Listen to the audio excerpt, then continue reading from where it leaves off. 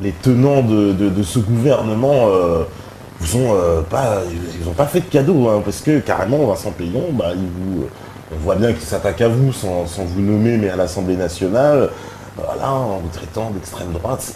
Pourquoi il vous traite d'extrême droite? C'est quoi ces liens? Parce que vous êtes, on va dire, vous êtes ami avec Alain Soral, c'est ça? Vous avez fait des conférences avec lui? Là, il s'agit d'une histoire absolument ridicule, ridicule du point de vue du pouvoir, qui est une instrumentalisation de quelque chose dont il porte l'entière responsabilité. Je parle du Parti socialiste. Je ne vais pas ici dire ce que je pense d'Alain Soral. Ou plutôt, si je devais le dire en un mot, je dirais que c'est quelqu'un qui a créé un espace dans lequel des gens venus d'horizons extrêmement divers ont pu se rencontrer, se connaître et débattre ensemble. Ça, c'est la première chose qui m'est apparue, notamment lorsqu'on connaît égalité et réconciliation à la base, dans les différentes villes où ils ont des antennes. On est absolument frappé par le fait que égalité et réconciliation rassemblent des gens, le plus souvent, qui proviennent de la gauche et de l'extrême gauche. Alors qu'on prétend qu'il s'agit d'une organisation nazie et extrémiste de droite. Moi, j'ai eu l'occasion, dans un contexte dont je vous parlerai dans peu de minutes, là, de rencontrer les adhérents et les membres et les responsables d'égalité et réconciliation dans différentes villes de France. Et ce que j'ai vu, c'est ce dont je viens de vous parler. Ce sont des gens qui ont fait une expérience politique ou pas d'ailleurs. Mais pour ceux qui ont fait une expérience politique, ils l'ont fait le plus souvent à gauche. Alors, pour en revenir à mon cas, parce que je pense que c'est mon cas qui importe aujourd'hui dans le combat qui se mène pour sauver les enfants de cette monstruosité qui est la théorie du genre masqué, parce qu'on va l'appeler comme ça. La théorie du genre aujourd'hui, c'est Zorro. Hein. Et encore que Zorro, c'est une notion, un modèle positif. Je dirais moi plutôt que, pour employer un terme bien net, c'est Satan. Comme ça, il pense que je suis d'extrême droite et moi je pense que j'ai affaire à Satan. Je pense qu'il est beaucoup plus grave d'avoir affaire à Satan que d'avoir affaire à l'extrême droite. Parce que avec l'extrême droite, on peut encore changer d'avis. Avec Satan, je pense que c'est tout à fait irréversible et irrémédiable. Bon, enfin, pour quitter cette plaisanterie, je dirais simplement que nous avons affaire à une situation aujourd'hui où l'accusation d'extrême droite en ce qui me concerne ne peut évidemment pas tenir la route. C'est le comble du ridicule.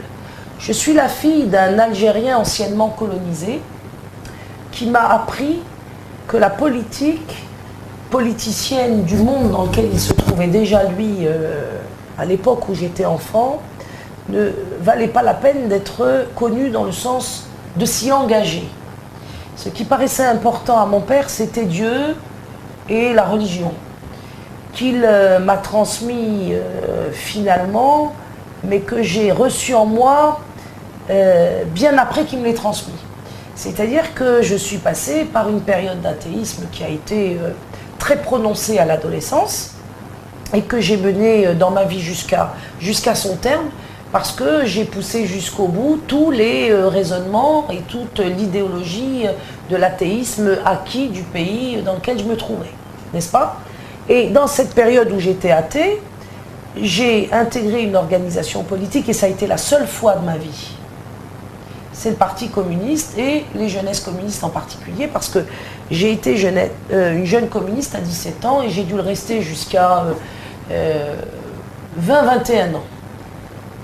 Et j'ai été communiste, je vous le répète, à un moment donné dans ma vie où je ne croyais pas en Dieu et où j'étais en rupture, comme les adolescents modernes le sont maintenant, avec la tradition familiale. Puis j'ai quitté le Parti communiste lorsque, s'associant dans un programme commun de la gauche, il trahissait ce qui me paraissait être les intérêts du peuple national, avec l'immigration comprise dedans, et aussi trahison de questions internationales. Donc j'ai quitté la politique, et c'est la première étape de ma vie de jeune adulte où j'ai considéré que mon père avait raison. Après, évidemment, une adolescence où je m'avais donné tort sur toute la ligne. Bien, je me suis attachée à faire des recherches quant à mon identité. Parce que j'avais été élevée par deux systèmes de référence finalement. Le système de référence de l'école, républicaine, laïque, et élevée par un homme qui était mon père et qui était musulman. Donc j'ai été confrontée à cette impossibilité de me déterminer de manière stable et définitive en adoptant un système ou un autre. Enfin un système, oui, une identité. Et j'ai à ce moment-là commencé une existence d'artiste, on va dire, hein, pour employer de grands mots. J'ai fait des films et j'ai écrit un livre. Et ces films et ce livre ont été l'occasion pour moi de tenter de me définir et d'apporter cette définition de manière esthétique à d'autres que moi-même, qui pouvaient être mes lecteurs ou mes spectateurs. Puisque dans mes films comme dans mes livres, j'ai traité justement de la problématique qui m'avait été imposée par l'histoire, due à la colonisation de l'Algérie par la France, et qui faisait que, né sur le territoire hexagonal français, pas après l'indépendance, pendant les années de la guerre, après l'indépendance, et ayant grandi dans ce pays, je n'arrivais pas à effectivement, non pas savoir qui j'étais, parce que je pense que je savais qui j'étais, mais à accepter ce que j'étais. C'est pas du tout pareil. Vous voyez? Il y a un problème d'acceptation. Et je peux vous dire que j'ai traversé de nombreuses années après l'adolescence où j'ai pas du tout accepté d'être française. Je ne voulais pas accepter cette identité parce qu'elle m'avait semblé provenir d'une domination, enfin elle provenait d'une domination qu'avait été la colonisation. C'est pas que ça m'avait semblé, ça provenait de cette histoire-là. Et cette histoire-là pour moi est évidemment, en souvenir de mon père et de mon grand-père, une histoire qui était inadmissible pour moi. Inadmissible à un point tel que ça m'en faisait souffrir, mais réellement. Vous voyez? Donc, à cette époque, ce qu'on appelait l'extrême droite, c'était ma bête noire. J'ai été élevée par moi-même et dans le milieu scolaire et universitaire dans lequel je trouvais, dans les milieux militants, élevé vraiment dans l'hostilité de ce qu'on appelle l'extrême droite. Sans que pourtant jamais je ne rencontre quiconque de ce milieu politique-là. Jamais. C'est justement un réflexe, on va dire. Voilà. C'est-à-dire que j'ai acquis un réflexe de secte. Voilà. Et vraiment, je haïssais l'extrême droite comme je croyais que tout le monde haïssait l'extrême droite. Puisque l'extrême droite, c'était l'incarnation du mal sur la terre. Et j'ai vécu dans cette haine de l'extrême droite jusqu'à la fin de Convergence 1984. Puisque lorsque je me suis inscrite dans le mouvement Beurre et que j'ai lancé Convergence 84 un an après la marche, j'étais encore, malgré le fait que je n'appartenais à aucune organisation politique, j'étais encore quelqu'un de gauche. J'en avais l'identité intérieure. Même si cette identité intérieure était quand même contrariée par une quête spirituelle qui s'amorçait et qui me montrait que la modernité, finalement, n'était pas le chemin dans lequel je me réaliserais. Et qu'il vaudrait mieux que je m'intéresse justement à ce qui avait été l'identité profonde de mon père. Vous voyez? Bien, j'ai grandi, j'ai eu des enfants, je n'ai jamais appartenu à aucune organisation politique. Et je vais même vous avouer, ce qui pourra choquer peut-être du monde qui me regarde, c'est que je n'ai même jamais voté. Et je n'ai jamais participé à de campagne électorale pour un candidat ou pour un autre. Parce que justement cette quête identitaire qui me ramenait à des considérations où il me paraissait important de relier en moi le ciel et la terre, cette quête me montrait que dans la politique électoraliste par exemple, ou dans le parlementarisme, ou dans la politique politicienne, quel que soit le terme qu'on utilise pour la caractériser, cette quête allait être brisée, alors que c'est au bout de cette quête que je voulais aller. Donc, dès l'âge de 21 ans, et j'en ai aujourd'hui bientôt 56, je ne me suis jamais intéressée à la politique. Et lorsque j'ai été blacklistée à cause de mon discours de Convergence 84, donc en 1984 au début décembre, j'ai su que la politique n'était pas pour moi, puisque je n'étais pas capable, comme dirait mon frère, de fermer ta gueule. D'une part, et que je ne suis pas non plus capable de faire des concessions sur les principes. Je le tiens de mon père, cela, ce caractère-là. Je le tiens de mon père. Vous voyez, je parle beaucoup de lui. Hein. Que Dieu ait son âme. Et donc, je suis quelqu'un qui ne s'est jamais intéressé finalement à la politique. Ce n'est pas cette expérience de communiste que j'ai menée à la sortie de l'adolescence qui peut aujourd'hui définitivement me fixer dans un intérêt politicien de quelque nature qu'il soit. Et figurez-vous même que après Convergence 84, donc après les années beurre, qui pour moi se sont terminées en 89, lorsque j'ai abandonné mon poste de secrétaire général de Radio Beurre, parce que, encore une fois, le Parti Socialiste y avait essayé une OPA pour nous dégager de là et qu'il l'avait emporté, je ne me suis même pas intéressée à la presse. Je suis quelqu'un qui ne s'intéresse pas à la politique politicienne, qui ne s'est pas intéressé dès lors à la politique politicienne, et je ne me suis pas davantage intéressée aux journaux. Je ne lisais plus les journaux. Moi, je n'ai pas lu Le Monde, ça fait peut-être 30 ans. Quand je vous dis lire Le Monde, c'est-à-dire le prendre effectivement de manière régulière dans ma vie pour en prendre connaissance. Pour Libération, c'est la même chose.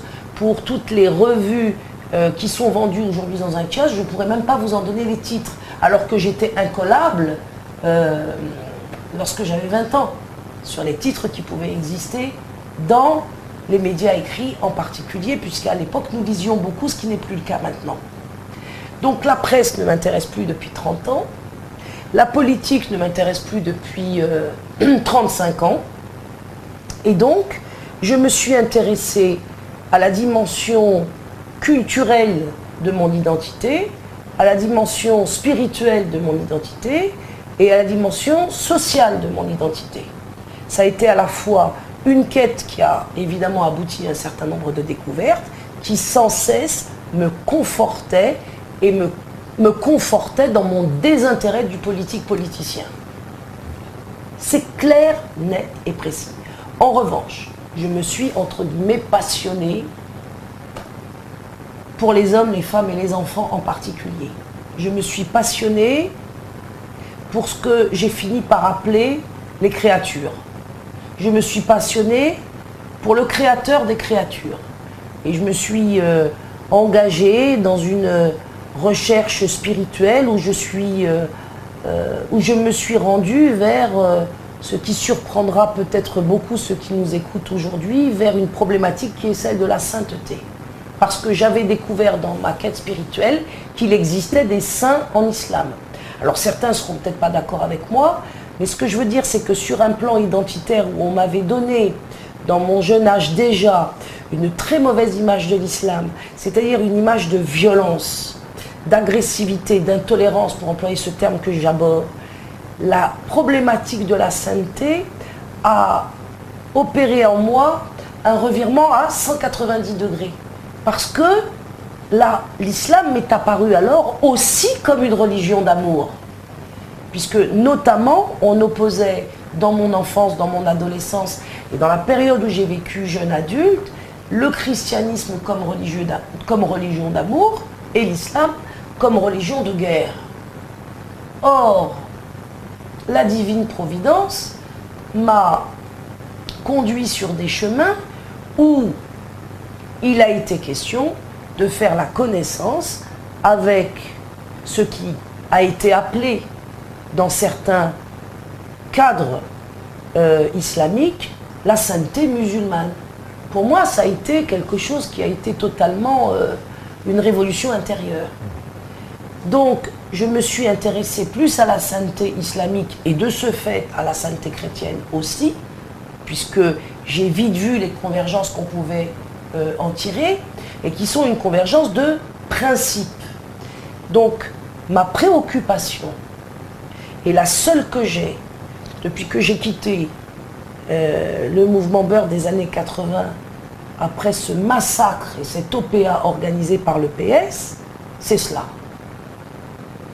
Et du coup, c'est tout de suite posé à moi la question de la transmission. Une génération transmet-elle à une autre? Et que transmet-elle et comment le transmettre?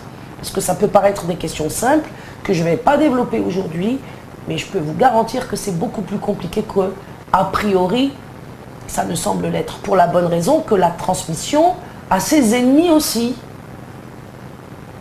On ne souhaite pas, dans la société moderne, que le père transmette au fils, pour prendre le stéréotype. Le fameux stéréotype qui dérange. Il faut combattre, donc on ne souhaite pas que le père transmette au fils, et cette question de la transmission m'intéresse énormément. Et cette question de la transmission, figurez-vous, elle m'a habité pendant 29 années de blacklistage, c'est cohérent, puisque j'ai été, du coup, en tant que mère moi-même, en tant qu'adulte, en tant que future grand-mère, et je m'y approche à grands pas, dans la situation d'être entravée sur la question de ce que je pouvais transmettre.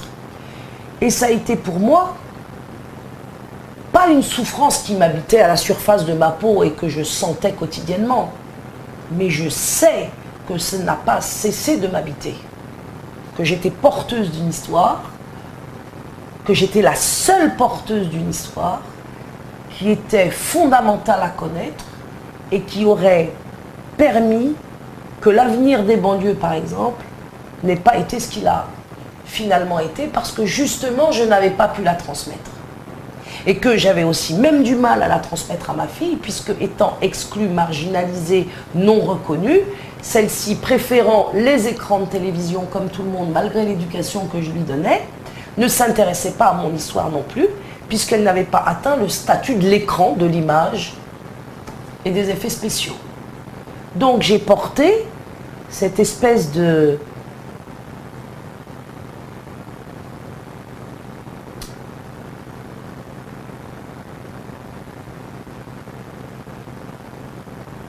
absurdité, voilà le mot que je cherchais, j'ai mis longtemps à le trouver.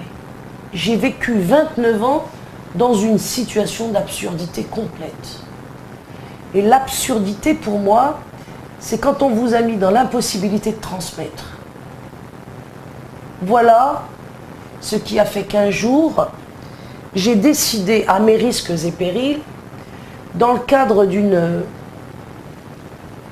situation qui ne vaut même pas la peine d'être racontée, d'écrire moi-même à Égalité et Réconciliation, parce que j'avais compris que de nombreux enfants d'immigrés s'y référaient, que des milliers de personnes, en particulier des quartiers populaires, suivaient ce site. Et il m'a paru que c'était l'endroit, ça a été comme une intuition. Vous voyez ? Comme une intuition que c'est à cet endroit-là que, éventuellement, je pourrais transmettre cette fameuse histoire. Et effectivement, mon intuition, parce que je vous passe les détails, s'est révélée juste. J'ai pu transmettre en toute liberté, le temps que je voulais, l'histoire que je portais et dont j'ai pu me débarrasser, que ma fille finalement a découvert, sur un écran comme elle le souhaitait. Et après m'avoir entendu, ainsi que mes propres frères, m'a regardé comme ça en me disant « mais c'est incroyable ce que tu as vécu ». Et ça, je le dois à Égalité et Réconciliation. C'est-à-dire que je dois à Égalité et Réconciliation la reconnaissance que j'attendais de ma fille et que je n'obtenais pas.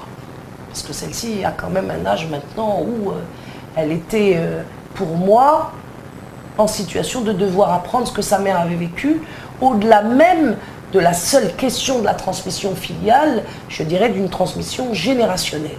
Donc, lorsque j'ai fait, à mon initiative, cet entretien pour raconter ce qu'avaient été, selon moi, les années 80, et de mon point de vue, je me suis sentie soulagée. C'est-à-dire que je me suis rendu compte que tant que je n'avais pas témoigné de cette façon-là, quelque part, peu importe où, quelque part, puisque les 29 années m'avaient montré qu'il fallait le faire presque n'importe où, là où c'était possible. Puisque 29 années avaient montré que nulle part avait été possible. Vous vous rendez compte comment c'est grave? Nulle part pendant 29 ans. Et finalement, au bout de 29 ans, l'endroit qui se présente, c'est égalité et réconciliation.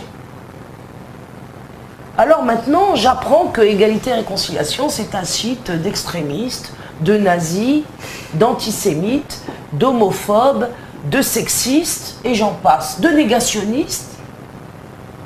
Et figurez-vous que ça me bouleverse pas. Ça me surprend qu'on en soit arrivé à tant de bêtises dans ce qui se prétend être encore le pays des Lumières. Comment a-t-on pu tomber aussi bas en France intellectuellement? Parce que lorsqu'on est régulièrement sur ce site, on se rend compte que des tas de gens, des tas d'intellectuels n'ont pas trouvé comme moi d'autres endroits où aller pour faire savoir ce qu'ils pensent, qu'ils aient tort ou raison. Et donc ce site aujourd'hui est le miroir de l'absence totale de liberté d'expression dans la France des années 2000.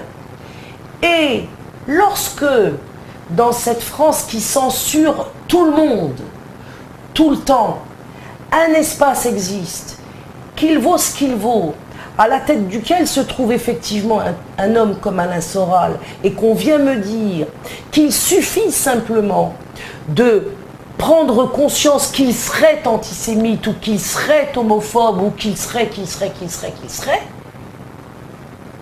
de la part de ceux qui censurent la France depuis tant d'années, je me dis qu'on est dans une opération d'enfumage complet. Et qu'aujourd'hui, moi j'appelle les gens à faire ce qu'Alain Soral a fait, c'est-à-dire que si cet espace-là ne vous convient pas pour des raisons idéologiques, religieuses et historiques, eh bien créez vos espaces où, comme à égalité et réconciliation, on peut tous se rencontrer en venant d'horizons différents. Parce que c'est ça qui est extraordinaire à égalité et réconciliation.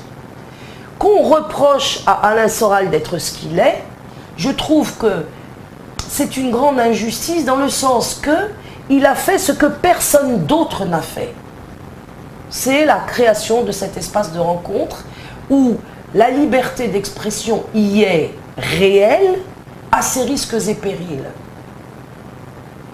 Donc, je répète, ceux qui ne sont pas contents de l'existence de cet espace, et en particulier en dehors des médias mainstream, parce que ceux-là, on sait très bien que journalistes, médias du pouvoir, ils sont là pour faire les chiens de garde, pour employer cette expression maintenant, à ceux qui prétendent que la théorie du genre n'existe pas en 2014 quand elle existait en 2011, dans leur bouche. Donc ceux qui, en dehors de ces gens de mauvaise foi, et dont le projet est de nous massacrer les uns après les autres, avec le sourire, eh bien je dis que pas de problème, créez vos espaces, et moi je suis tout à fait décidé, la preuve en est aujourd'hui et de plus en plus maintenant, d'aller m'exprimer partout, y compris toujours et encore à égalité et réconciliation, et chez vous et ailleurs, parce que moi je n'ai pas justement d'identité qui soit sectaire, ni qui ait l'intention de m'enfermer dans une exclusive quel qu'il soit. Je suis un individu profondément indépendant, et je sais que pour être indépendant, il faut être en mesure de pouvoir vous dire à vous ce que je pense et à l'autre aussi. Et pourtant, si nous avons des alliances ou des amitiés à vivre, parce que c'est important pour les causes que nous défendons, et la cause que nous défendons aujourd'hui, elle est essentielle, elle est fondamentale, elle est cruciale, elle est vitale, eh bien oui, je suis prête à en parler partout, y compris, là je vais vous amuser, à l'Élysée, aux côtés de M. Hollande et de M. Payon. Alors, qu'on nous invite, les citoyens de ce pays, j'aime pas ce mot de citoyen parce que on sait que, voilà, mais qu'on nous invite à prendre la parole dans des espaces où on ne sera pas diabolisé. Moi, il n'y a pas de problème. Il n'y a pas de problème. Alors, on va me dire, ah ben oui, mais en ce moment, madame, on vous invite beaucoup dans la presse et vous venez pas. Ben oui, pas folle la guêpe. Pour me faire manipuler, pour me faire, pour qu'on trompe mes propos et pour qu'on fasse les montages, les quelques montages que j'ai vous, parce que je vais vous avouer quelque chose. j'ai pas du tout regardé la propagande dont je suis l'objet en ce moment. Elle me revient par personne interposée, ce qui fait que évidemment ça m'atteint beaucoup moins. Et puis donc, de toute façon, cette propagande ne m'atteint que dans le sens où elle atteint les parents qui ont participé. Parce que moi, je suis déterminée à aller jusqu'au bout. Quelles que soient les menaces qui pèsent actuellement sur moi, et dont Najat Belkacem s'est fait le porte-parole. Elle est porte-parole du gouvernement et elle est aussi porte-parole des menaces. Donc j'ai bien entendu, puisque ça m'a été reporté, je suis allée vérifier en effet que ces menaces existaient, elles existent bien, ça la déconsidère complètement, mais faut-il, pour être déconsidéré et se sentir déconsidéré, avoir un minimum de dignité? C'est à elle de répondre. Moi j'ai d'autres questions plus intéressantes à me poser.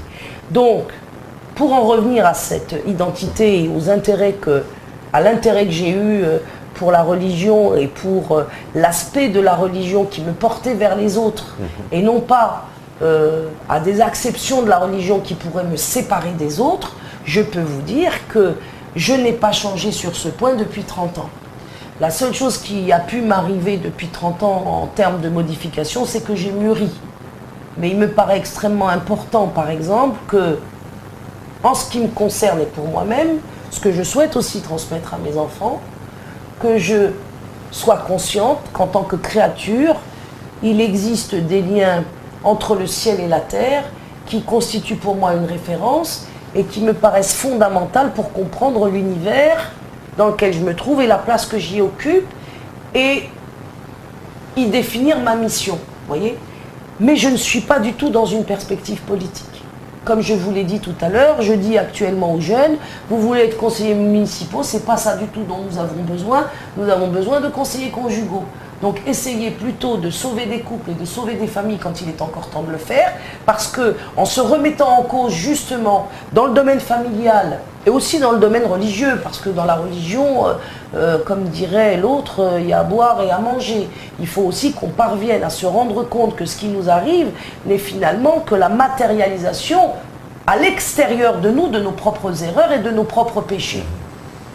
Alors on nous demande, est-ce que vous avez pris connaissance de le rapport Buzanec, qui est un rapport européen? Oui, c'est celui qui, à l'origine, s'appelait le rapport Estrella.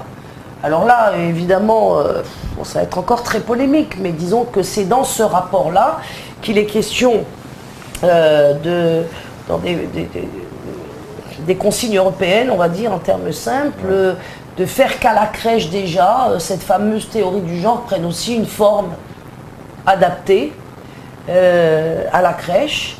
Et à la crèche, ce qu'il y a, c'est que les enfants sont souvent l'objet de manipulation physique par les nounous.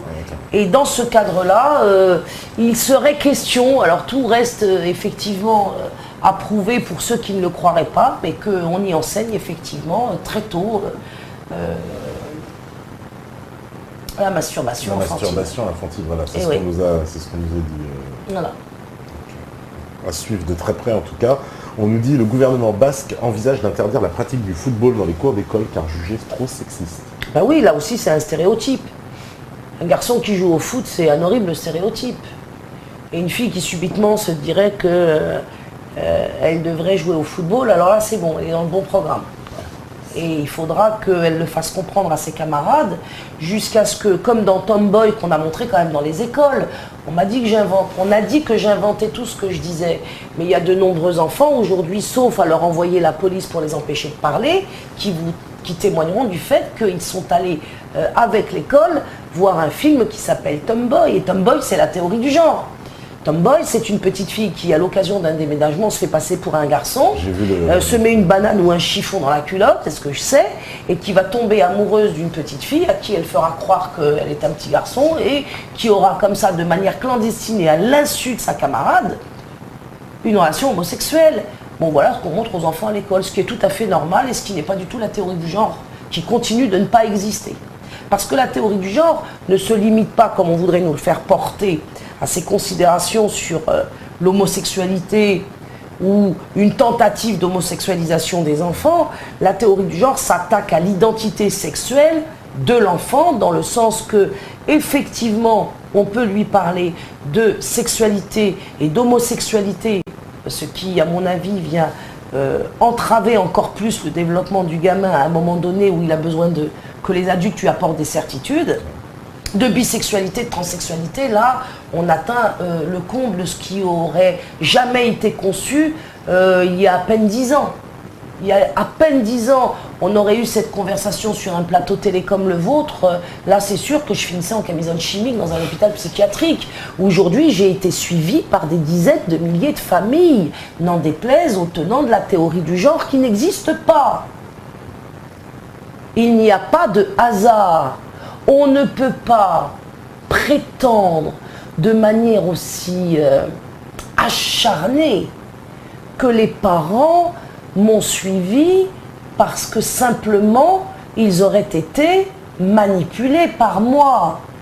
Nous savons que je n'ai pas le pouvoir de manipuler qui que ce soit. Un gouvernement, oui. Des médias, oui. Je ne suis qu'un petit prof de banlieue de 55 ans qui n'a pas d'argent, qui n'a pas de médias, qui n'a pas de possibilité d'exercer une quelconque autorité ou une volonté de puissance sur le peuple français.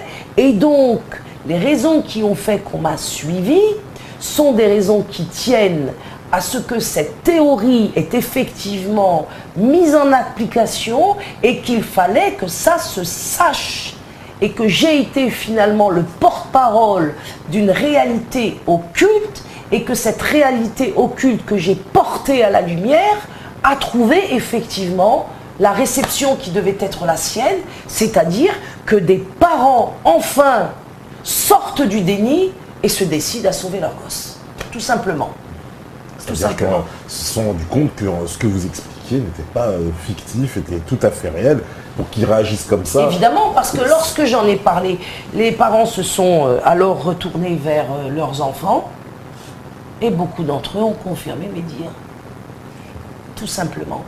Oui, des militants LGBT sont entrés dans la classe. Il y en a un qui disait récemment que ce type de personne était entré dans une classe d'enfants de 10 ans. Alors j'aimerais bien qu'il témoigne, mais comme on envoie la police, les gens ont peur. Et que ce militant LGBT a fait une intervention dans une classe d'élèves de 11-12 ans pour leur expliquer qu'en effet, ils n'appartenaient pas à leurs parents. Et j'ai de nombreux témoignages comme ceux-là. Moi, j'appelle les avocats à venir à mon aide pour permettre à ce que des parents puissent témoigner sur ce qui s'est passé bien avant que je lance l'action JRE dans les classes de France et de Navarre. Et on démontrera, comme c'est déjà démontré lorsqu'on est de bonne foi, que effectivement la théorie du genre a d'ores et déjà fait des dégâts dans les écoles expérimentales des 10 académies dont vous trouverez la liste sur le site du ministère. Et je le répète, parce qu'il faut le répéter, la théorie du genre n'avance pas à visage découvert, elle avance masquée sous le nom de l'égalité, de la lutte contre les discriminations, de la lutte contre les stéréotypes qui sont la dernière invention du siècle. En 2014, Payon Belkacem et ceux qui travaillent dans les ministères viennent d'inventer une nouvelle grave maladie pour laquelle ils ont trouvé le remède. C'est l'intervention à l'école des militants du LGBT qui vont leur apprendre qu'ils sont atteints de cette maladie des stéréotypes. C'est complètement le monde qui marche sur la tête. On nous demande, alors voilà, il y a une question assez intéressante que j'avais vue de La Bonne Question qui demandait est-ce qu'il y avait des possibilités de mettre en place des systèmes de contre-éducation un peu. Voilà. Va-t-il y avoir un projet afin de généraliser des systèmes de contre-éducation pour essayer de rattraper les choses, quoi. Alors là, ça va être difficile parce que moi, personnellement, je fais l'école à mes enfants à la maison depuis 8 ans. Pas parce que je me suis sentie menacée par la théorie du genre. À l'époque, je ne sais pas si elle était déjà de manière aussi sournoise présente dans les programmes, mais je ne crois pas. Moi, j'ai fait quitter l'école à mes enfants à cause de l'illettrisme.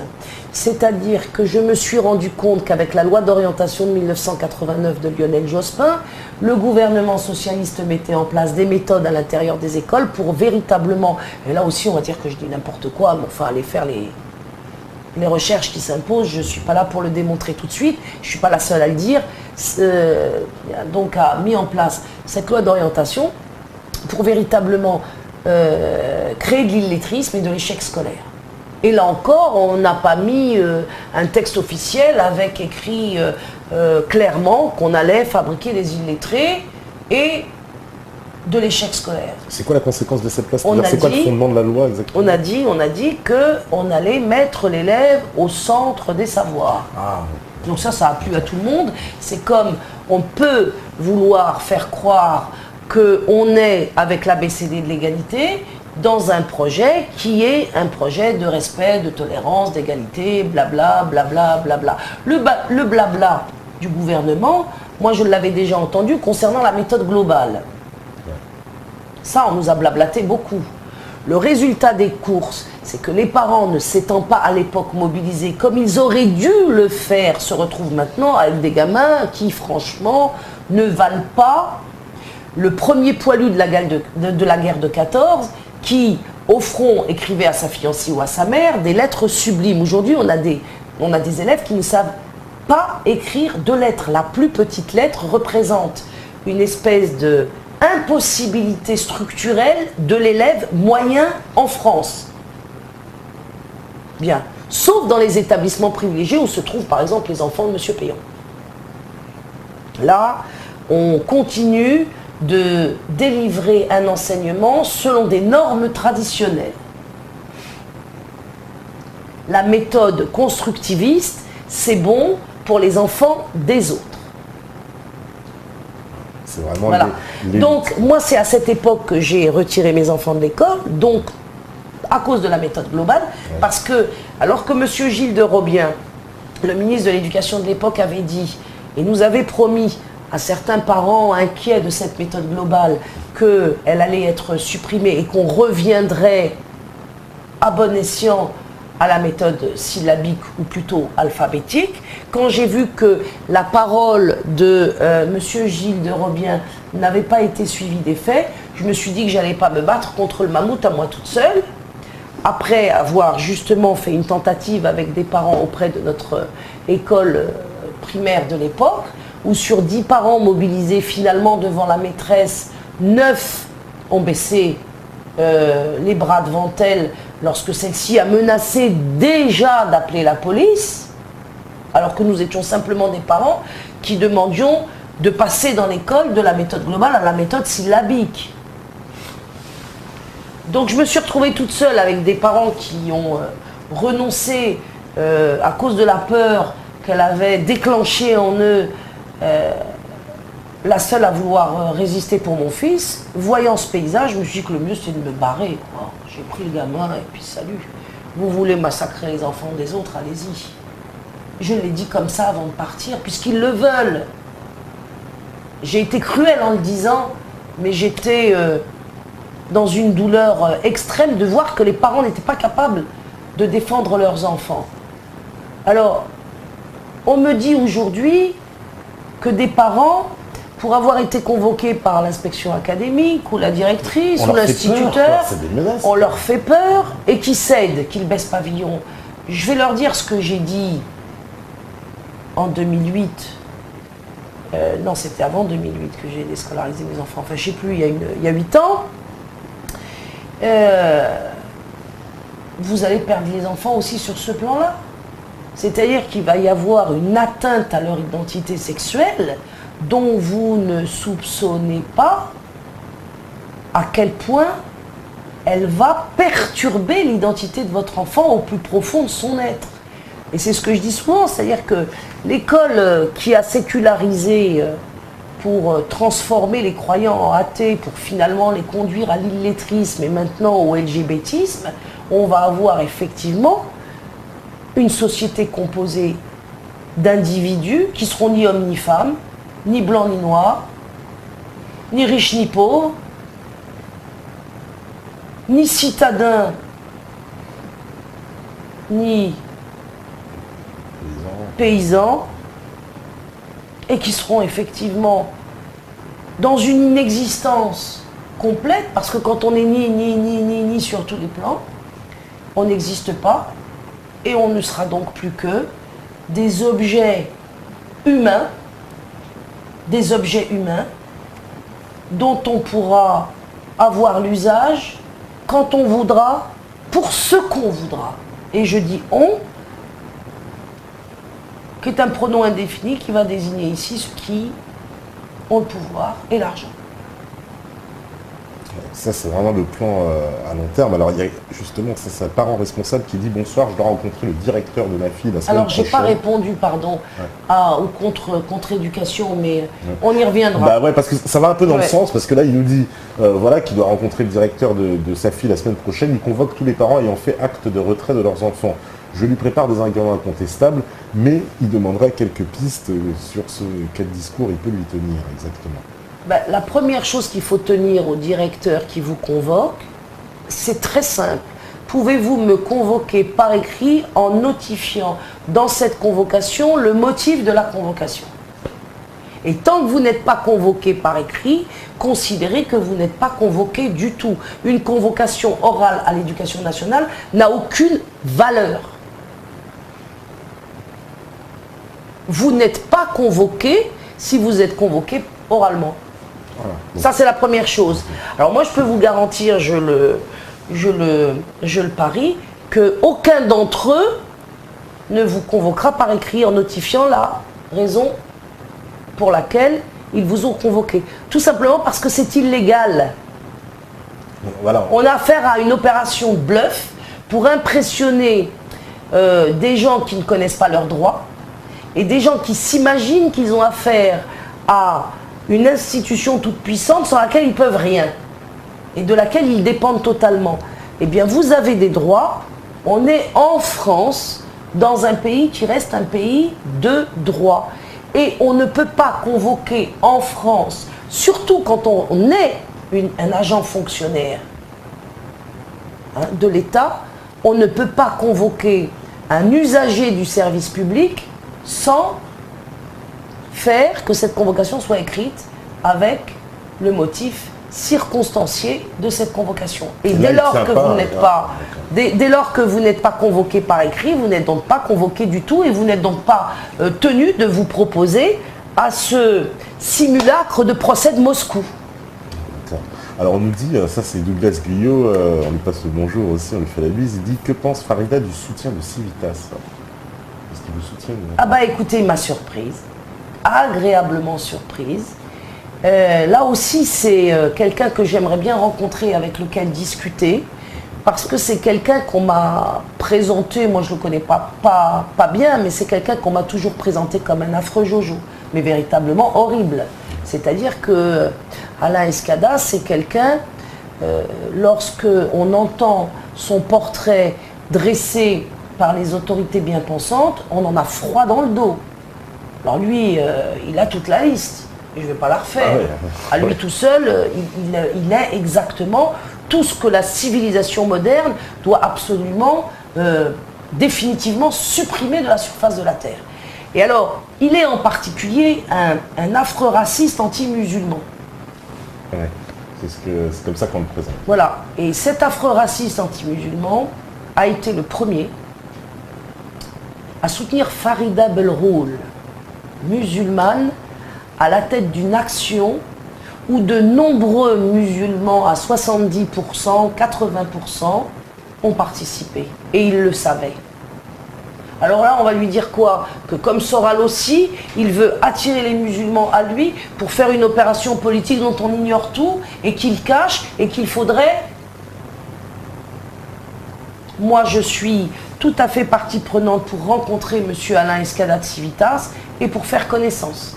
Parce qu'il me semble aujourd'hui que toutes les personnes qui sont diabolisées au degré où il est lui-même sont des personnes qui doivent cacher de jolis secrets que le pouvoir ne veut pas qu'on connaisse. Et c'est-à-dire peut-être des perspectives de salut pour les uns et pour les autres, y compris quand on est catholique pour les musulmans et quand on est musulman, y compris pour les catholiques. Et ça va être des rencontres qui auront été permises par les JRE et c'est l'aspect, je dirais, le plus positif de cette action parce qu'elle prolonge justement tous les espaces qui naissent en ce moment pour la réconciliation. JRE est aussi un espace qui a cette essence au départ même, puisque moi je veux, et nous voulons, l'équipe que je représente ici, nous voulons que s'opèrent dans JRE des rencontres qui n'auraient pas pu et qui ne pourront pas s'opérer au Parti Socialiste ou au Parti Communiste ou dans la gauche. C'est-à-dire qu'on veut vraiment avoir en face de nous des gens qui se prétendent être, qu'on a prétendu qu'ils étaient nos adversaires, voire nos tortionnaires, et j'ai envie de discuter avec mon tortionnaire. C'est une maladie à peu près aussi horrible que celle des stéréotypes. C'est un peu un bug de la matrice, le fait que les catholiques et des musulmans, parce que Vincent Peillon lui-même le dit, la laïcité est une religion. Ouais, ça c'est... Mais c'est un aveu intéressant, parce que moi, on m'a baratiné pendant des années, j'y ai cru, hein, comme tout le monde, que la laïcité, c'était un espace neutre dans lequel, justement, les religions et les modes de pensée pouvaient se retrouver et cohabiter en paix à partir du moment où elles ne s'exprimaient pas dans la sphère publique. C'est comme ça que c'est présenté. C'est présenté comme ça. Peillon, il est vachement génial. Le gars, il pète les plombs pour une journée de retrait d'école, mais il désigne aussi la laïcité comme une religion républicaine. Comme une religion républicaine pour mettre à bas toutes les religions révélées. À bon entendeur, salut. Voilà. Non, mais il est, au moins, ça le mérite d'être clair. Ah oui. On n'avait pas entendu ça depuis longtemps. On l'a jamais entendu. Jamais entendu. Moi non plus, j'avais jamais entendu non plus. Ouais, c'est le premier que j'entends. Alors, qu'est-ce qu'on nous dit, Jacques Aujac, Madame Bellegoul, pour en revenir à SOS Racisme? Comment se positionne Monsieur Djadja, qu'on nous présente comme le vrai initiateur de la marche des beurs par rapport à la récupération du mouvement? J'ai pu comprendre qu'il ne s'en plaint pas. Écoutez, je préfère qu'on fasse une émission spéciale sur le sujet. Parce que une, tout mélanger là, on en refera je demande pardon. Non, mais il profite de votre présence. Oui, je comprends, mais si vous voulez bien, on se revoit et on en reparlera. Bien sûr, on en reparlera. Parce que je tiens beaucoup dans la période où nous nous trouvons à faire comprendre que les parents qui ont fait la JRE ont besoin de soutien. Et à ce propos, vous me parliez de M. Alain Escada, qui a soutenu la porte-parole que je suis, lynchée médiatiquement comme c'est devenu maintenant une habitude, et les parents qui ont participé à la JRE. Et je veux que, s'il m'entend, qu'il sache que je lui exprimerai ma reconnaissance très vite en désirant le rencontrer au plus tôt. Mais je veux aussi vous dire que Madame Christine Boutin est, après M. Escada, celle qui a immédiatement, rapidement, manifesté son soutien au JRE et au porte-parole que je suis des JRE. Et je l'ai vu cet après-midi, nous avons fait une photo ensemble pour bien signifier que, effectivement, le soutien de Mme Christine Boutin, ancienne ministre, ancienne candidate aux élections présidentielles et présidente du Parti chrétien-démocrate, soutient Farida Bellegoul. Je le dis parce que le lynchage médiatique étant ce qu'il est, il est important de montrer que, comme on dirait dans les quartiers populaires, des gens sérieux sont avec nous, des riches, des représentants de l'institution, parce que justement il va falloir maintenant que des représentants de l'institution nous rejoignent pour empêcher ce harcèlement qui est actuellement en œuvre par des représentants de l'institution. Il faut que des enseignants, des chefs d'établissement, des inspecteurs d'académie sauvent l'honneur de l'éducation nationale, s'il reste encore quelque chose à sauver là-dedans. Moi je pense aujourd'hui que je fais partie de ceux rares qui sauvent l'honneur de l'éducation nationale, honneur totalement sali par les pratiques actuelles à la demande du ministre de l'Éducation nationale actuel, Vincent Peillon. Donc si mes collègues ou certains d'entre eux m'entendent et qu'ils ont le courage que j'ai de venir, à mes côtés ou pas d'ailleurs, vous pouvez à partir de l'endroit où vous vous trouvez sans me rejoindre, prendre position pour nous dire ce que vous pensez des méthodes qui sont mises en œuvre aujourd'hui pour harceler de manière à les intimider les familles et les enfants qui ont participé au JRE d'une part, et ce que vous dites de la fameuse problématique de la rumeur, la nation française vous en sera gré. Alors, il y a une question, on nous dit, Madame Bellegoul, vous ne pouvez pas demander aux gens de retirer leurs enfants alors que vous-même, vos enfants ne sont pas scolarisés à l'extérieur. Tous ne sont pas capables de faire l'école à la maison. C'est à mon point de désaccord avec vous dans tout ça. Quid des enfants, quid de la pédagogie du boycott? C'est MAF qui nous dit ça. Mais moi, dans les JRE, je ne propose pas de déscolariser les enfants. Ce n'est pas du tout une action de déscolarisation, c'est une opération de retrait d'une journée par mois pour être cohérent avec ce que nous pensons. C'est-à-dire que lorsque vous pensez que la théorie du genre est à l'école, et qu'elle est d'ores et déjà en train de nuire à nos enfants et que cette nuisance va être généralisée à la rentrée prochaine et qu'elle sera dans les textes officiels. Ça va être la loi. Ça va être une loi. Vous avez le choix entre faire, je ne sais pas, je ne veux rien entendre, le déni, ce qui est catastrophique, et qui vous rend complice de cette politique. Ouais. Vous avez la possibilité d'aller faire des manifestations dans la rue dont on a vu qu'elles ne servaient à rien et que le pouvoir en place sait parfaitement gérer. Ou vous avez alors l'obligation d'être cohérent, d'être cohérente, parce que vous ne pouvez pas d'un côté manifester le samedi ou le dimanche et le lundi livrer votre enfant à l'institution qui met en œuvre ce type de politique scolaire. Donc il y a bien un moment, il faut déterminer des actions qui soient cohérentes avec l'analyse que vous faites de la situation et qui envoient de ce fait, de par la cohérence de l'action que vous mettez en œuvre, un message fort au pouvoir. La preuve. Ça les a fait trembler. Ça les a fait trembler et ça va continuer de le faire parce que je vous garantis qu'on va continuer, sauf évidemment si on m'écrase avec une voiture malencontreusement dans la rue. Mais ce que je veux dire par là, c'est que la JRE n'est pas du tout une opération de déscolarisation. Il n'y a que 3000 familles en France, je crois, si je ne m'abuse, qui font l'école à la maison. Pour le reste, tout le monde va à l'école et la JRE a conscience de ce qu'il n'est pas possible pour l'instant d'envisager sur le grand nombre une politique de déscolarisation définitive. C'est même pas mon objectif. Moi, si la théorie du genre sort des programmes scolaires, je prends ma retraite. Vous voyez, je ne vais pas continuer comme ça, me casser la voix et à ne plus voir mes propres enfants parce que je suis partie dans un combat pour défendre tous les enfants.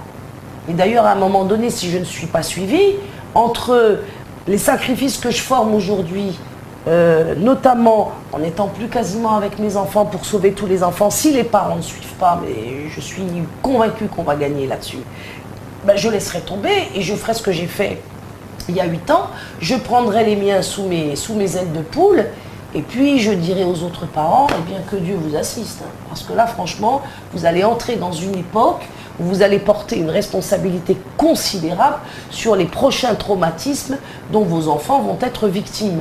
Et traumatismes qui pourront, dans de nombreux cas, être parfaitement indélébiles et qui ne pourront pas être réparés parallèlement à la vie scolaire, c'est-à-dire le soir à la maison ou les week-ends. Vous n'aurez jamais le temps de réparer les dégâts de la journée. Pour la bonne raison que nos enfants sont à l'école beaucoup plus longtemps qu'ils ne sont avec nous. Donc, il y a une question de temps, de pouvoir aussi. L'école a, aux yeux des enfants, une importance considérable et constitue pour eux une référence supérieure maintenant à celle de leurs parents. Et c'est bien la raison pour laquelle je milite dans le cadre des JRE pour dire stop à cela. Nous voulons retrouver le ministère de l'Instruction publique de façon à restaurer l'autorité des parents dans la maison où vivent les enfants et qu'une collaboration à ce moment-là puisse sainement s'établir entre la famille et l'école, mais en respectant les prérogatives de chacun. Aujourd'hui, le ministère de l'Éducation nationale abuse au point même que lorsque nous affirmons par une journée de retrait que nos enfants sont nos enfants, il nous envoie la police. C'est ça la réponse. Alors on nous demande aussi, alors il y a pas mal de questions, voilà, il y a une personne qui s'appelle Benjamin, qui est une trans. Et dit, qu'est-ce que vous pensez donc des personnes trans? Mais je n'en pense rien. Je suis désolée, je n'en pense rien. Le problème n'est pas ce que je pense des trans, des bisexuels ou des homosexuels. C'est pas du tout la motivation qui m'anime. Ce qui m'anime est très simple. On n'hypersexualise pas les programmes scolaires. Dans leur version hétéros, qui est un mot que je déteste parce qu'ils ont inventé pour nous mettre à égalité avec les homos, mais disons qu'on n'hypersexualise pas les programmes scolaires dans leur version hétéro, homo, bi ou trans.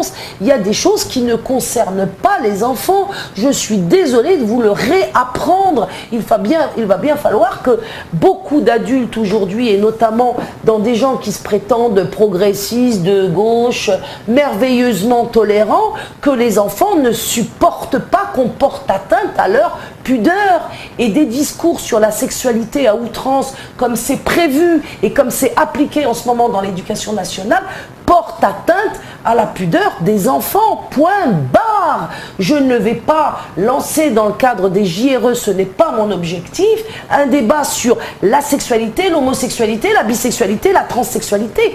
Je m'en tape, pour parler vulgairement. Ce n'est pas le but des JRE. Je ne suis pas dans le cadre des JRE en train de lancer un débat national sur les différentes modalités sexuelles qui existent chez les humains. Vous voyez, c'est pas ça mon souci. Mon souci, c'est de sauver les enfants et d'appeler les parents à le faire parce qu'ils sont les seuls qui peuvent réellement le faire. Pour la bonne raison que ce sont leurs enfants.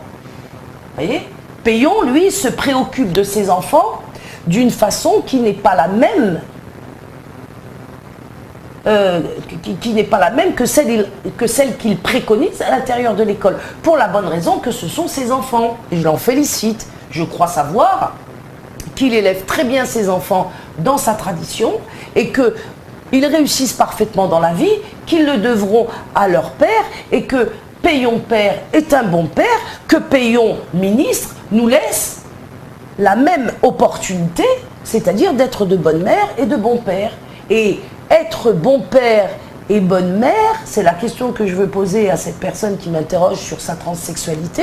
Est-ce que être bon père et bonne mère est un crime, un délit qui mérite l'apparition de la police? Voilà, c'est tout. Moi, après, le débat sur la transsexualité, on peut l'avoir dans un café, gentiment, elle et moi. En tant que mère de famille, je lui dirai ce que j'en pense, mais c'est pas le sujet des JRE. Alors, on nous dit aussi, alors ça c'est Nourou, Madame Bellegoul, ci-dessus le texte exact du mot écrit dans le carnet de liaison de mon fils. Madame, Monsieur, conformément aux instructions du ministre, je souhaite vous rencontrer suite à la journée de retraite. Je suis disponible, etc., etc. Bien. Alors ça, c'est intéressant, c'est écrit. Donc, conformément aux consignes du ministre, alors là, il faut, aux instructions du ministre, donc là, il faut aller au tribunal administratif. Donc ça, c'est marqué dans le carnet de liaison.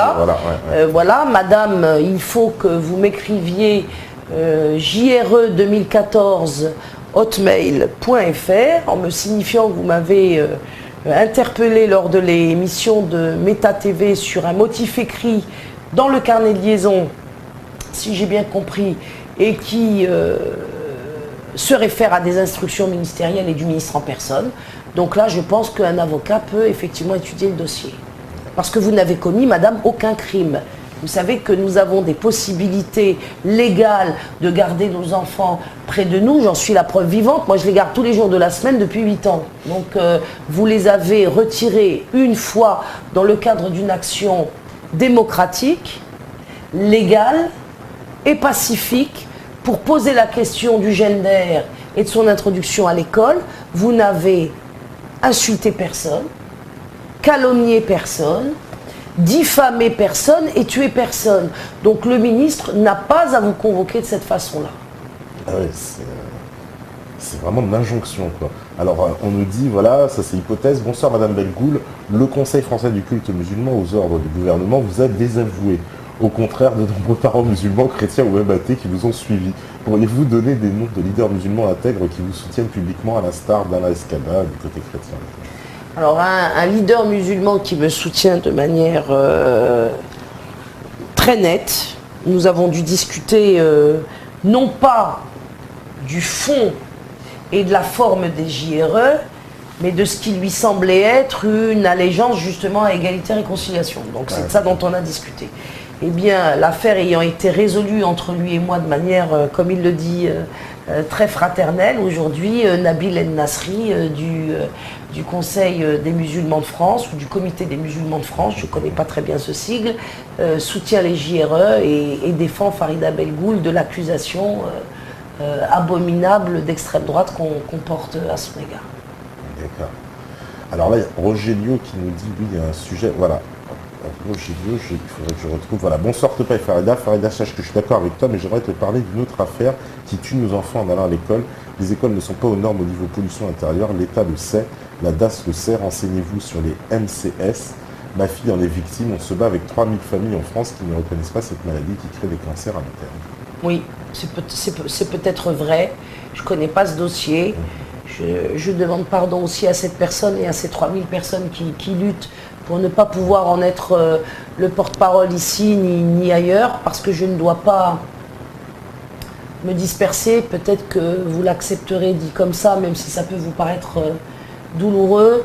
Je suis concentrée sur cette histoire de la théorie du genre à l'école, de la façon dont elle est introduite de manière pernicieuse et sournoise et qu'elle s'impose aux enfants, je dirais comme d'habitude avec le sourire, alors qu'il s'agit de les détruire, ces gosses-là, finalement, au bout du compte. Et je ne peux pas me distraire sur un autre sujet, même si je pense en effet que ce dont vous parlez est tout à fait possible.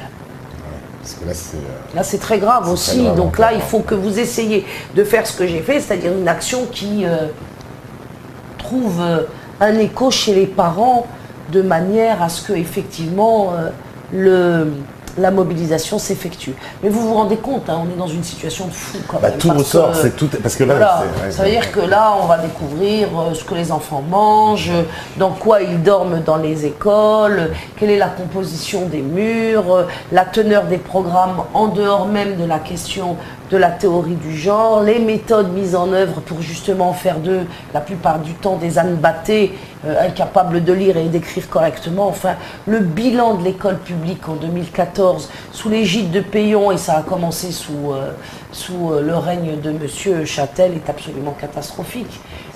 Et ça remontera probablement jusqu'aux années Jospin, voire même peut-être encore avant. Alors on nous dit comment faire valoir le droit à la liberté de conscience, le droit de conscience religieuse aussi comme recours aux pressions pour ne pas accepter cette propagande. C'est un droit qui est utilisé pour refuser les vaccins, les transmissions sanguines aussi pour certaines religions, le retrait de l'école de samedi. Est-ce qu'on pourrait invoquer un droit comme ça? C'est possible ça pour ces personnes?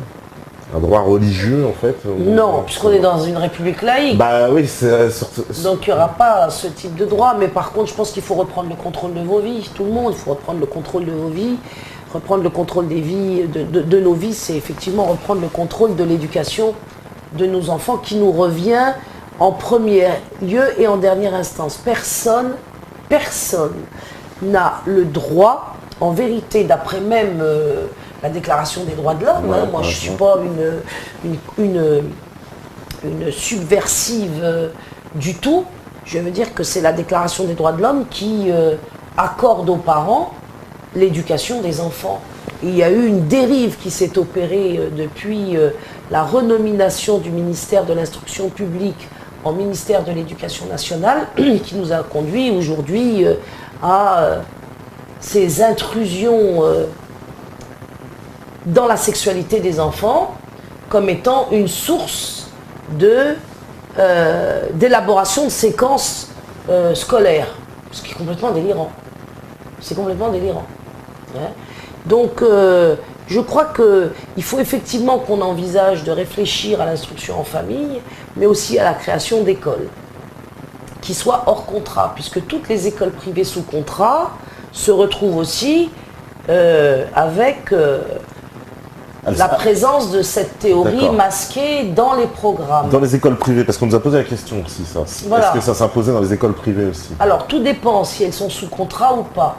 Si elles ne sont pas sous contrat, votre enfant est sauvé le temps de sa scolarité.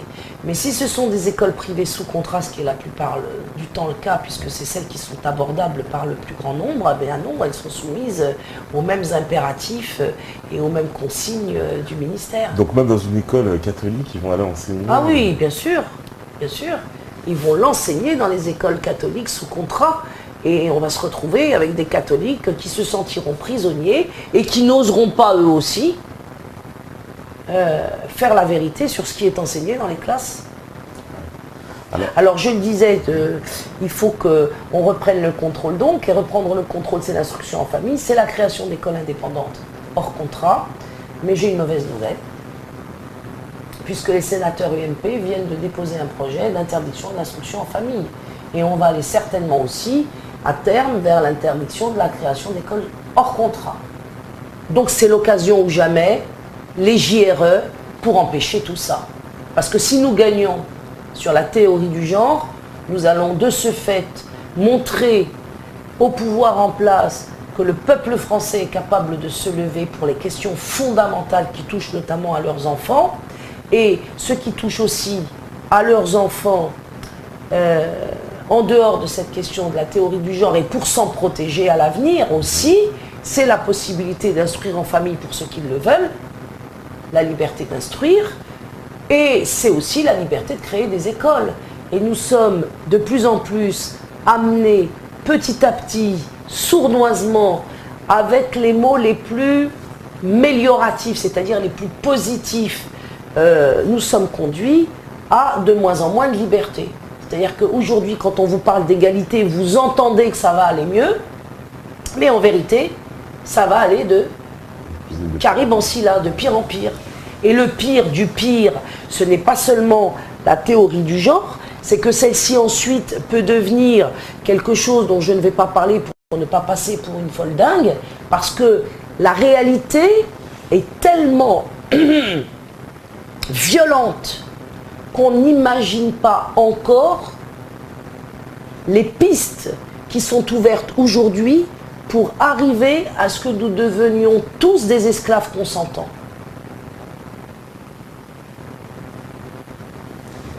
Sans chaîne. Sans chaîne. Sans chaîne, ok, je suis ton esclave, c'est bon, ok. L'avenir, un avenir à très monde d'Orwell mélangé avec le meilleur des mondes, quoi. On nous dit, voilà, ça c'est Dr Gang, je me répète, mais les couvertures des futurs livres qu'on a tous pu voir, Papa porte une robe, j'ai deux papas, etc., vont vraiment être dans les cartables, ils posent la question. Vont-ils être vraiment dans les cartables? Ah ben là, les JRE sont en train de porter un coup à ce type de publication. Bah oui, j'en ai ramené certaines d'ailleurs. J'en ai ramené certains livres. Bon, il est évident que ce livre n'a pas été écrit, Mes deux papas, ce livre n'a pas été écrit pour un adulte de 35 ans. Donc on nous dit que ce sont des questions qui ne sont pas traitées, notamment à l'école, mais moi je me demande bien par qui l'enfant va connaître cet ouvrage, parce que c'est manifestement pas ses parents. Et on en connaît certains qui sont arrivés à l'école et qui sont dans les bibliothèques municipales. Donc ça, c'est un livre qui raconte l'histoire de deux petits oiseaux de sexe masculin qui vont adopter un enfant. Alors c'est un petit oiseau qui n'est pas le leur, puisque évidemment le deux principes mâles ne donnent pas un poussin. Et ce qui est complètement incroyable, c'est qu'à chaque fois dans tous ces livres, on vous parle de la possibilité de recomposer ou de composer des familles sous des formes multiples. C'est-à-dire que nous qui étions habitués à la forme traditionnelle, c'est-à-dire celle qui était transmise du père et de la mère, on vous dit maintenant qu'il est possible de constituer des familles tout aussi originales les unes que les autres. Et si je prends ce livre qui s'appelle « 10 mamans avec un S », parce que maintenant on a 2 mamans, eh bien vous avez ici par exemple un certain nombre de combinaisons familiales qui nous fait partir de la norme traditionnelle qu'on va bientôt appeler d'antan à une multitude de normes, ce qui est complètement aberrant, parce que pour être norme, il faut être unique. Il ne peut pas y avoir plusieurs normes. La norme, par définition, est singulière. Elle ne peut pas être plurielle. Donc là, vous avez le père et la mère et les enfants, qui sont 3. La mère seule, ce qu'on a accepté, je le dis souvent, et ses enfants. C'est pour l'avoir accepté, je pense, qu'on arrivera bientôt au dernier cas dont je vous parlerai à l'instant. Le père seul avec des enfants. Et cette première page-là a été effectivement une suite de dégénérescence mais qui aujourd'hui est acquise à un point tel qu'elle constitue non pas une dégradation à nos yeux, mais une norme saine. La famille monoparentale, sur le plan je ne sais pas si on peut appeler ça du principe, mais de la modalité, ne choque personne aujourd'hui. Une mère seule avec des enfants, pourquoi pas? Très bien. Un père seul avec des enfants, pourquoi pas? Très bien. C'était déjà la catastrophe. Parce qu'il y avait déjà un être amputé de la famille qui se trouvait éloigné dans le quotidien de l'enfant. Alors bien sûr, on va me dire, oui, mais un week-end sur deux, oui, la vie partagée, je ne sais plus comment ça s'appelle, une semaine chez l'un, une semaine chez l'autre, la garde partagée. La garde partagée. Alterner, voilà, alterner. On alterne entre le père et la mère. Moi, je n'ai pas alterné entre mon père et ma mère. Alors, on va me dire que je suis une vieille ringarde réactionnaire, mais moi, je suis convaincue qu'il n'y a pas un enfant qui ne soit pas ringard et réactionnaire. Tous les enfants sont ringards et réactionnaires, et Dieu sait que j'en ai connu beaucoup. Ils veulent tous que leur père et leur mère soient simultanément, au même moment, près d'eux. L'alternance du père et de la mère n'intéresse pas du tout les enfants. Et c'est que mensonge quand on prétend le contraire. Alors bon, cette page-là étant acquise du père et de la mère, là ça va bien, puis finalement des deux modèles, soi-disant modèles de la famille monoparentale, là on commence sérieusement à déconner. Hein? Alors là on va dire elle est homophobe, ben, je suis désolée, non. C'est pas la question, encore une fois. Je ne parle pas d'homosexualité. Mon sujet n'est pas la sexualité des êtres humains en 2014. Mon sujet, ce sont les enfants. Voilà. Et le modèle familial et la défense de la famille traditionnelle, puisque, d'après l'intérêt de l'enfant, comme je viens de le dire, pour l'intérêt de l'enfant, il est question que je me batte comme mère de famille de 3 enfants pour que des enfants connaissent leur père et leur mère et qu'ils vivent le plus possible avec les deux au même moment, au même endroit. C'est le désir profond de l'âme enfantine. Et là-dessus, on peut faire un radio-trottoir. C'est clair. Alors maintenant, on arrive à la deuxième page et ces modèles sont... Là, ces modèles sont proposés dans un livre dessiné pour des enfants de 4-5 ans. Donc, où ce livre est distribué aux enfants, certainement pas dans les parents, dans les familles des parents que nous sommes et qui ont participé aux journées de retrait, n'est-ce pas? Donc là, ça devient quand même assez stratch. C'est qu'on va avoir 2 femmes et des enfants. Et il y a un vrai problème. Parce que les 2 enfants ne peuvent pas être issus de ces 2 femmes. Donc il y a quelque chose là-dedans qui s'est goupillé avec lequel on ne peut pas s'associer. Il s'est goupillé soit une affaire d'argent pour que ces 2 enfants soient là, parce que l'une des 2, même si elle s'est fait engrosser, a payé le sperme d'un homme qu'elle ne connaît pas, mais que l'enfant connaît, lui, parce qu'il en est issu, même si on ne le lui présente pas. Et cette amputation du père qu'on organise dans ce couple-là est dramatique. Ensuite, on a le couple des 2 hommes avec des 2 enfants, et là encore, c'est de pire en pire. Parce que dans ce cas-là, il y a une des 2 femmes au moins qui peut porter l'enfant et être en effet la mère. Dans le cas du couple suivant, du couple du duo, aucun des 2 hommes ne peut être le père de ces enfants-là. Donc il y a amputation des 2. Il y a amputation de la vraie mère et du vrai père. À moins que l'un des 2 ait fait appel à une mère porteuse. Et c'est là où on va nager dans l'horreur du marché de l'embryon. Les loups à un ventre. Alors le troisième, j'ai pas compris. Alors le troisième, eh bien, c'est une famille composée de 2 hommes et de 2 femmes et d'un enfant. C'est en fait ce qu'on appelait avant une partouze. Non mais c'est vrai, là je comprends pas. Et c'est présenté là, c'est deux à des enfants de 4, 5, 6 ans. C'est pas deux couples. Oui, c'est une famille composée de 4 personnes. C'est-à-dire que dans cette famille, dans le 6e cas proposé aux enfants de 4, 5 ans, vous avez 2 papas, 2 mamans et un enfant. Vous voyez ce que je veux dire? Ouais. C'est-à-dire qu'on a la famille composée de 2 mamans, une autre composée de 2 papas, et il en vient là, à la vitesse grand V, une famille composée de 2 papas, 2 mamans. Et on pourra faire 3 papas, 6 mamans, enfin la partouze officialisée en livret de famille. C'est-à-dire que maintenant, on pourra partouzer avec un livret de famille, à l'appui. C'est complètement délirant pour les enfants.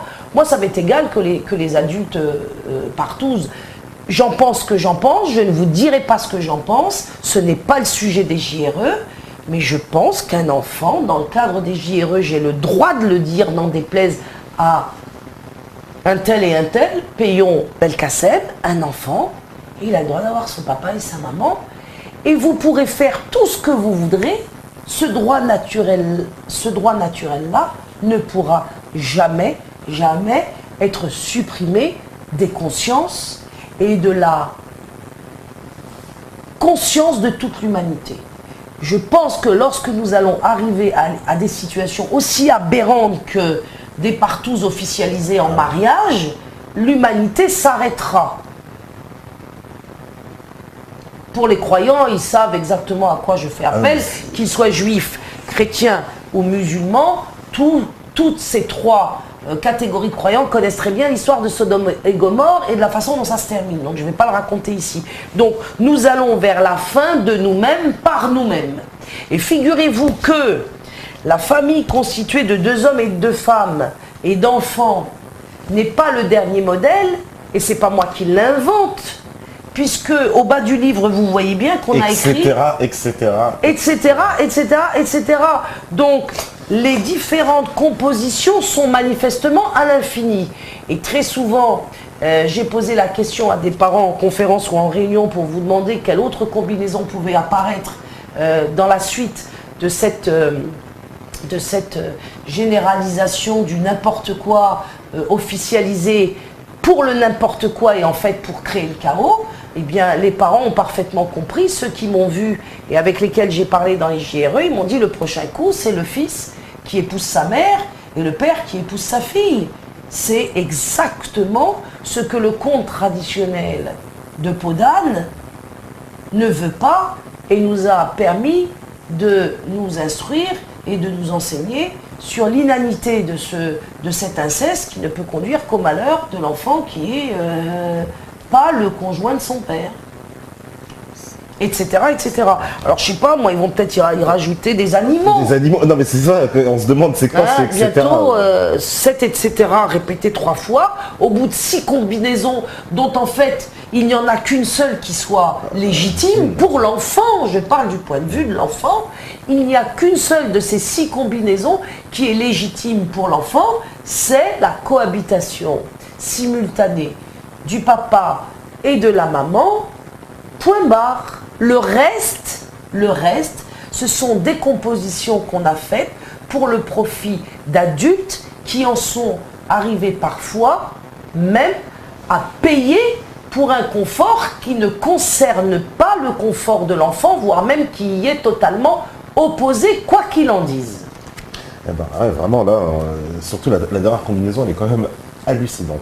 Là, 2 papas, 2 mamans, ça fait 4 là, c'est bien compliqué. Parents 1, parents 2, parents 3, parents 4, parce qu'on fait disparaître aussi le mot de père et mère. Oui, le mot de père et mère disparaît du code. Évidemment, puisque c'est l'objectif. Le chaos, c'est ça. Le chaos se manifeste aussi dans la disparition des mots qui rattachent l'enfant à sa filiation, quoi.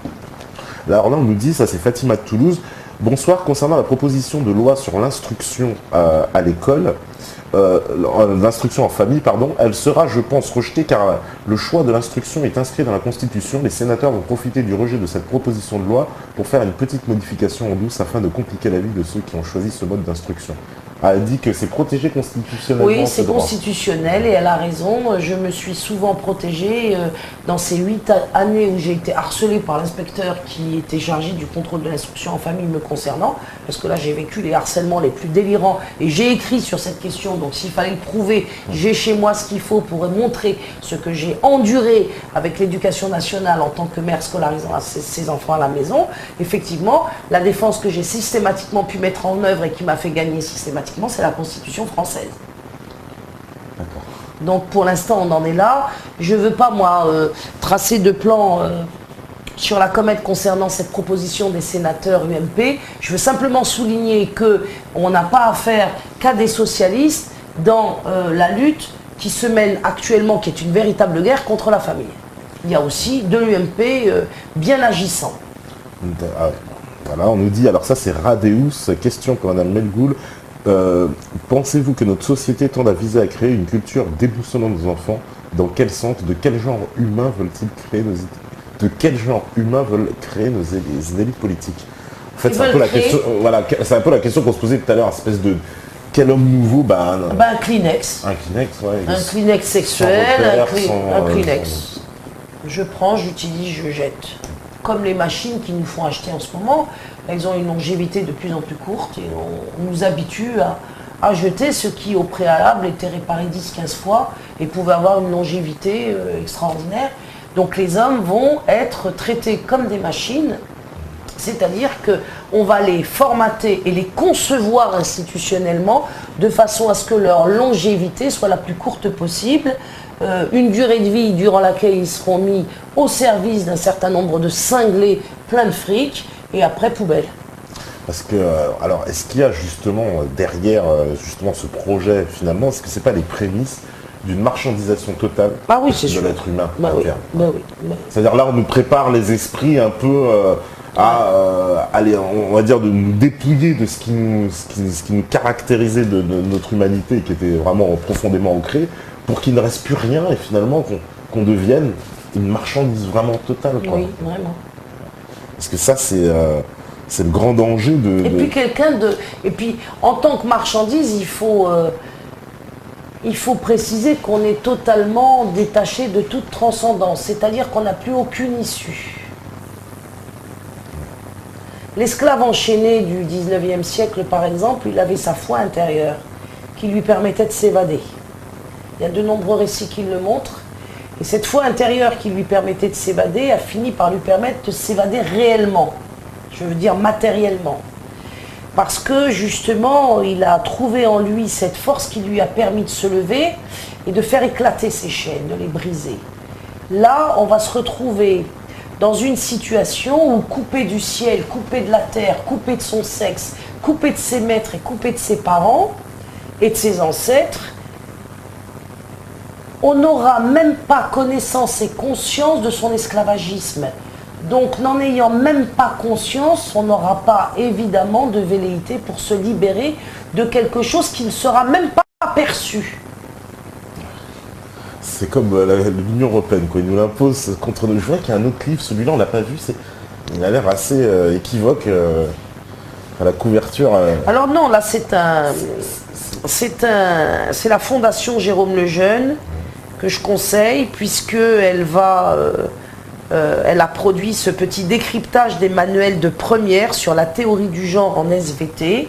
Et c'est un manuel qui montre bien avant mon action, en effet, que des gens ont travaillé pour déceler la présence de la théorie du genre dans les manuels scolaires. Et en particulier à l'époque de Luc Châtel, je crois que c'était 2011, où il a été intégré dans les programmes et dans les chapitres de première SVT, le chapitre selon lequel on allait étudier une séquence, puisqu'on parle comme ça maintenant, une séquence qui s'intitule « Devenir homme ou femme ». Ça sonne comment à votre oreille? Un chapitre intitulé en SVT « Devenir homme ou femme ». Ça sonne théorie du genre. Ouais, parce que c'est ce qui justement définit les études de genre, c'est que on ne naît pas femme, on ne naît pas homme, on le devient.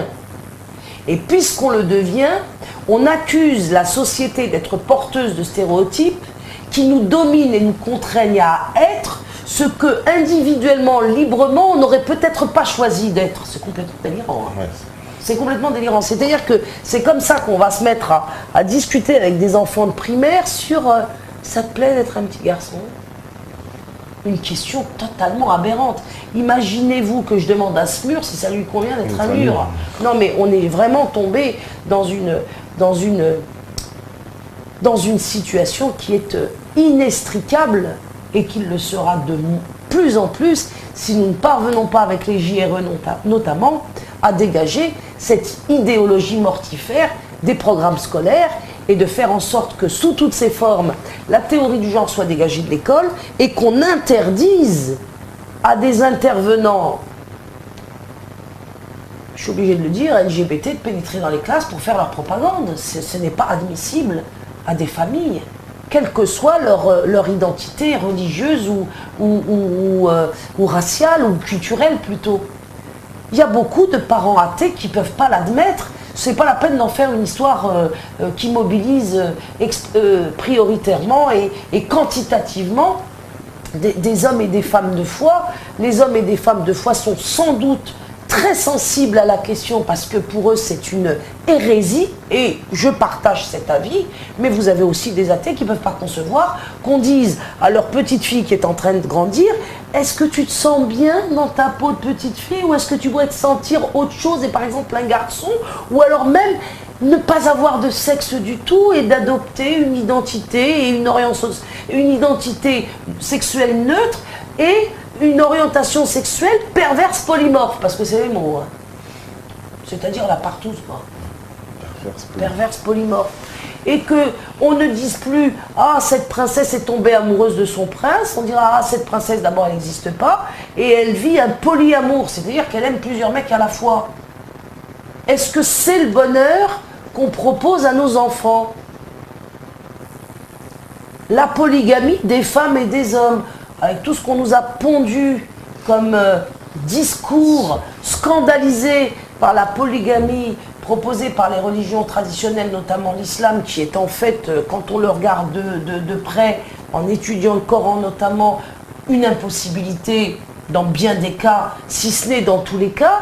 Là, c'est autorisé par le Vincent Payon, qui n'est pas un prophète, si je ne m'abuse.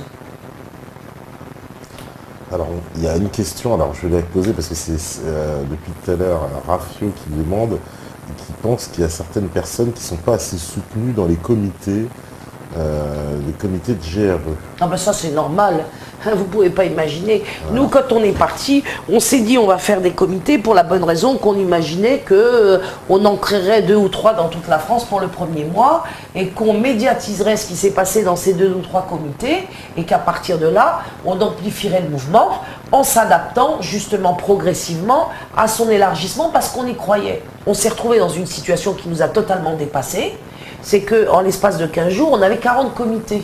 C'est-à-dire que ça représente 400 mails sur ma boîte, 400 mails sur la boîte de ma collaboratrice par jour, 300 SMS et un téléphone qui ne raccroche plus. Donc, parallèlement, le lynchage de nos amis du gouvernement, mettez-vous à notre place, on était 3. On était 3, on est parti à 3. Ah, mais ça démontre qu'il y avait vraiment, donc, vous avez quand même déclenché une espèce de vague, quoi.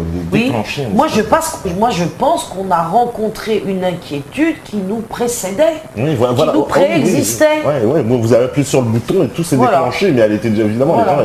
Bah oui, parce que sinon, on n'aurait pas rencontré cette audience-là. Parce que c'est plutôt encourageant quand même. Oui.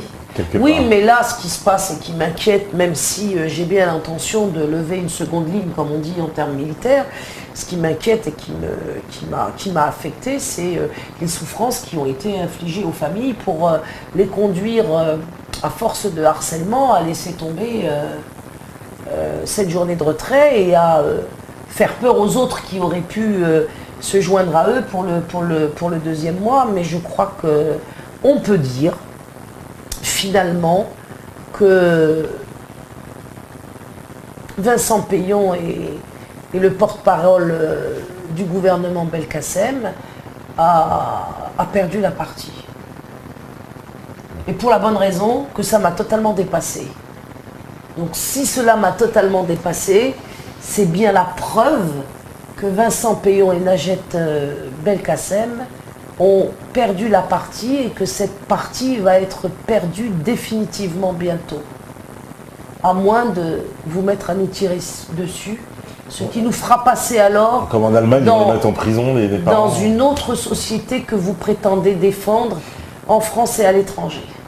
Ouais, parce que c'est ça, à la fin, il n'y aura plus de solution, parce qu'ils vont devenir violents avec les parents, je ne vois pas ce qu'ils vont pouvoir faire. Parce que si ça prend de l'ampleur, et je pense que ça va prendre de l'ampleur, parce que, on le sait, les polémiques, eux déclenchent des polémiques, mais le peuple ne réagit pas forcément dans le sens de ce que veut la doxa. Et là, les gens ont pris votre parti, on voit bien que c'est en train de prendre de l'ampleur. Si demain, imaginons, je ne sais pas, la prochaine journée de mobilisation, vous êtes, je ne sais pas, 60% sur toute la France, mais ça va être... Ils vont encore plus trembler, le système va trembler sur ses bases, quoi. On nous dit d'ailleurs, voilà, Fadrida, sans parler d'une météorite qui tomberait sur le Parlement, vous attendez à une intercession divine et sous quelle forme? Pardon? On nous dit, Farida, sans parler d'une météorite qui tomberait sur le Parlement, vous attendez-vous à une intercession divine et sous quelle forme? Elle a déjà eu lieu, c'est le SMS que je n'ai pas envoyé, qui a circulé et mobilisé aux 3/4 les JRE. L'intercession divine, elle a déjà eu lieu sous la forme d'un SMS mystérieux. Enfin, pas mystérieux dans le sens où on en avait le contenu, mais dont l'auteur restera secret et connu de Dieu seul ou de son petit milieu qui l'entoure. Bravo à l'auteur du SMS, bravo.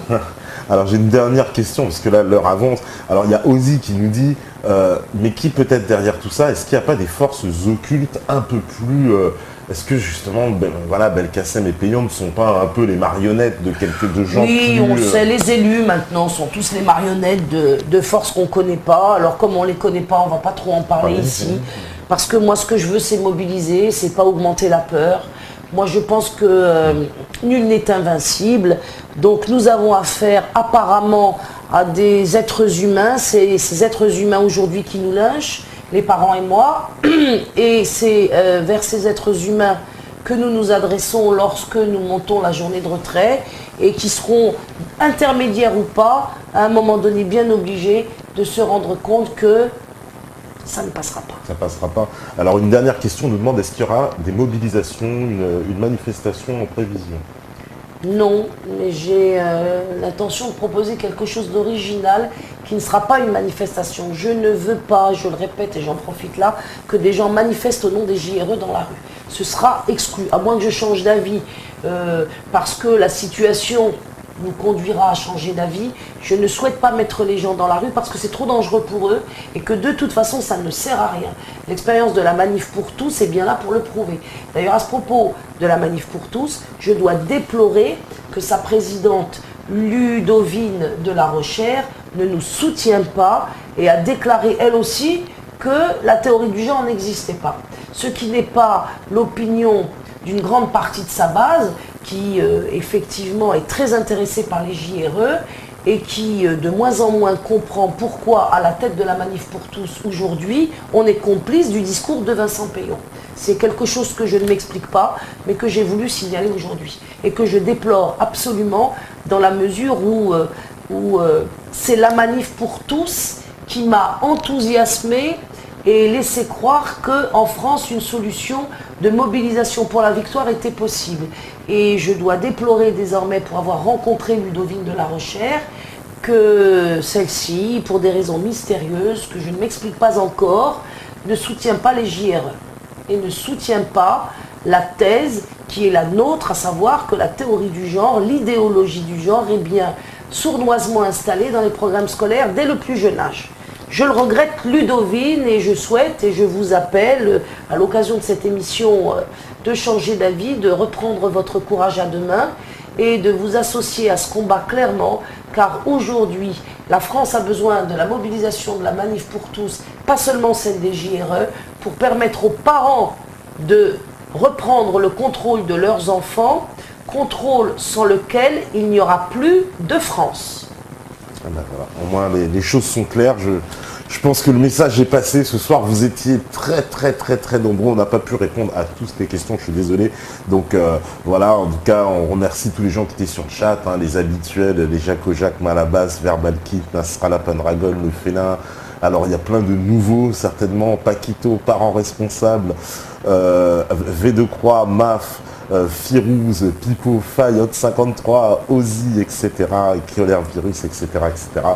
Il y a pas mal de nouveaux qui se sont inscrits, je pense, parce qu'ils voulaient absolument pouvoir vous poser votre question. Ce qui est bon signe. Ce qui est très bon signe. De toute façon, je vous le promets, vous êtes ici chez vous, vous pouvez revenir quand vous voulez. C'est avec un très grand plaisir. Merci. Voilà, donc merci d'être venu. Vive les médias alternatifs. Libre et indépendant. Libre et indépendant. Voilà, je pense que nous sommes aussi l'avenir des médias. Voilà, donc merci de nous avoir suivis, à vous tous qui étiez là sur le chat et ailleurs, hein, puisque vous nous regardez de partout, hein, de France, mais aussi de Belgique, de Suisse, du Canada, du Maghreb. On sait que vous êtes très nombreux. Donc voilà, merci à tous. On se retrouve lundi à 21 h. Ce sera avec Pierre Jovanovic. Voilà, donc on va continuer aussi. Hein, on va encore râler un peu, je pense, lundi avec Pierre, cette fois un peu plus sur les banques, en tout cas, et sur la finance. Et voilà, ça continue. Le week-end sur Meta TV, à partir, vous savez, ce soir, là, on va vous diffuser un reportage sur la Norvège, où justement, ils sont revenus de la théorie du genre. Hein. Oui, ça a été une très grande nouvelle qui prouve qu'on peut gagner. En Espagne aussi, il y a eu des heures de retrait, de cours qui étaient des cours de théorie du genre. Des parents ont retiré, refusant que leurs enfants assistent à ce type de cours, et ils ont gagné aussi. Donc voilà. Bon ça donne bon espoir. En tout cas, voilà, la Norvège, où ils font marche arrière, évidemment, à contrario de la Suède, où on interdit aux hommes de pisser debout. Voilà. C'est vrai, ça aussi. On a l'image de ça, effectivement, c'est tout à fait vrai. Enfin, ils ont tenté ils ont tenté de mettre une loi. Voilà. Très bien.